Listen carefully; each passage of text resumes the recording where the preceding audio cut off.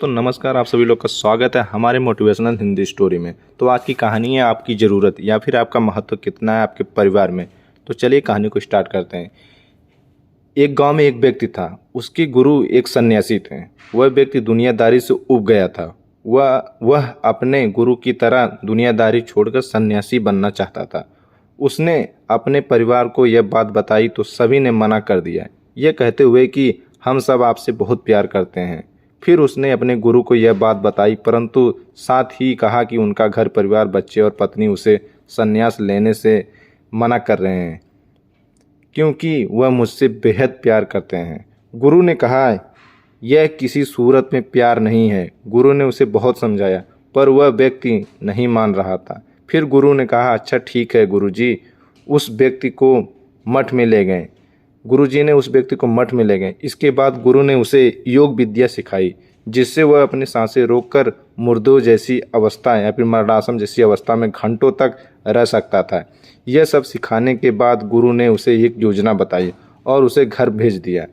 दूसरे दिन वह व्यक्ति अपने घर पर मुर्दा पाया गया, यानी मुर्दे की तरह मरणासन की अवस्था में पाया गया। परिवार के सारे लोग इकट्ठे हो गए। सभी रो रहे थे, विलाप कर रहे थे। वहीं उसकी पत्नी सबसे ज़्यादा दुखी हो रही थी। पूरे घर में कोहराम मच गया। सभी की आंखें नम थीं।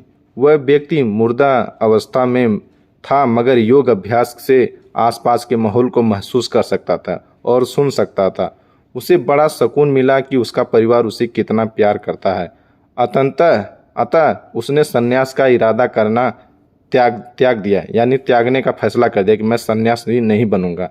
कुछ ही देर बाद उस व्यक्ति के गुरु वहां पहुंचे। गुरु ने सभी को शांत किया और अपने शिष्य के पड़े शव को देखने के बाद उसके परिवार वालों को कहा, इस शव को मैं जान फूंक सकता हूँ, जिंदा कर सकता हूँ।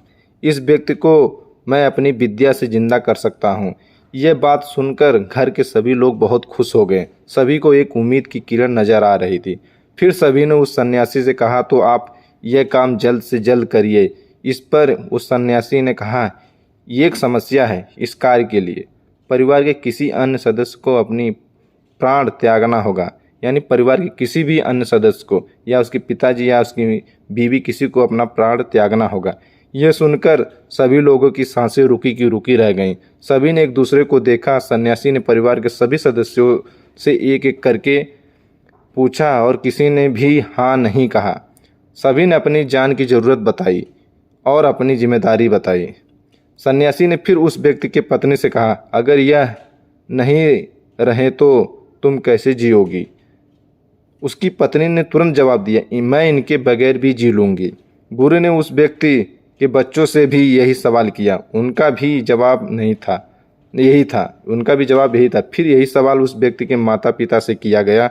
उनका भी जवाब एक ही था। इसके बाद गुरु उस व्यक्ति के शव के पास आए और बोले, यह व्यक्ति तुम उठ जाओ। अपने शिष्य से बोले, गुरुजी तुम उठ खड़े हो जाओ। वह व्यक्ति उठकर बैठ गया। फिर उसके गुरु वहाँ से जाने लगे। उसने अपने गुरु को रोका और गुरु से कहा, मैं भी आपके साथ चलता हूँ।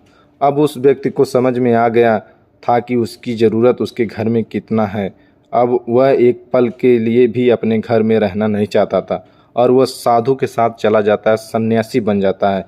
तो दोस्तों, आपके जीवन में मोह माया ही है जो आपको फंसा के रखी है। तो अपने मोह को त्यागिए, अपना जीवन सर्वोच्च ईमानदारी और कन्वर्ट से बिताइए, अपने माँ बाप की सेवा कीजिए। तो जय हिंद दोस्तों।